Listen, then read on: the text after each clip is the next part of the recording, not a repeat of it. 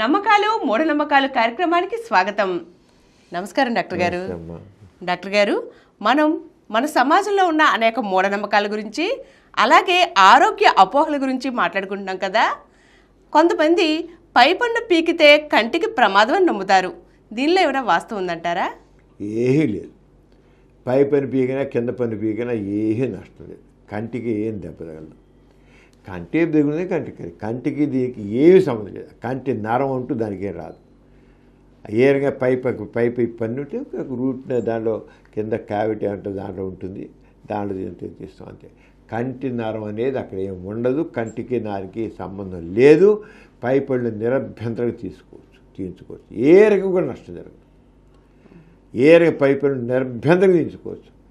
ఏమవుదు. ఎందుకు అవుతుంది? కుంది కనుక పన్నుకి ఉంది కనుక తీసి కన్నుకి ఉంది కనుక కంటికి దానికి కంటి నరం ఏమాత్రం డ్యామేజ్ అవ్వదు.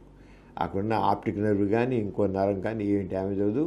పైపళ్ళు శుభ్రంగా ఏమైనా పిప్పాను అన్న తీయించుకోవచ్చు. ఇప్పుడైతే అంత రూట్ కెనాల్ ట్రీట్మెంట్ చేస్తున్నారు. రూట్కి అంత జరిగితే పన్ను పుచ్చిపోతే పీకేది తప్ప. ఇప్పుడు అలా కాదు కదా. రూట్ కెనాల్ ట్రీట్మెంట్ అంత ఫిలప్ చేస్తున్నారు, లేకపోతే క్యాప్ వేస్తున్నారు. అన్నీ జరుగుతున్నాయి. అంతే పళ్ళని పీకించుకోవాల్సిన అవసరం లేదు. పన్ను మరీ ఊడిపోతే అదిగంటే మొత్తం పాడైతే లూజ్ అయిపోతే తీసేయడం తప్ప లేకపోతే లేదు. అప్పుడు కుయిపోతే ఇంకా వేరే పెడతారు. అంతకనే లేదు.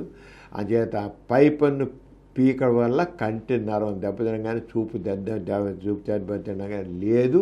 అది అప్పుడు కింద పన్ను తీసే ఎంతో పై పన్ను తీసినా అంతే.